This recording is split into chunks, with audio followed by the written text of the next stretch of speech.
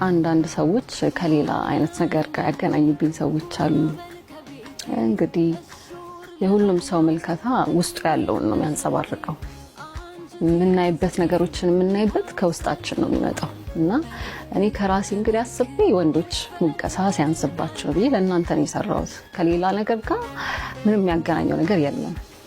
በእኔ አንደበት ደግሞ የእግዚአብሔር ልጆች ይወደሳሉ እንጂ ለሌላ አካል ማስታወቂያ ማሰራም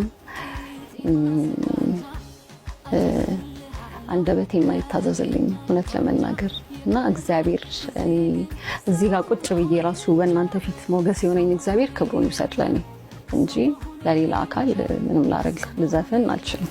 ምላሿ እንዴት ነው?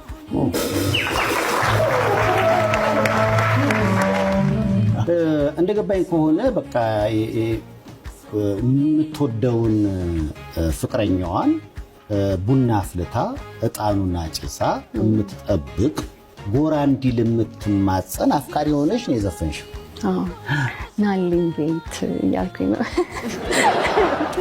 በሳራ ጨምራለች። ናልኝ አባባሏን አያችሽ? አትመጣም እንዴ?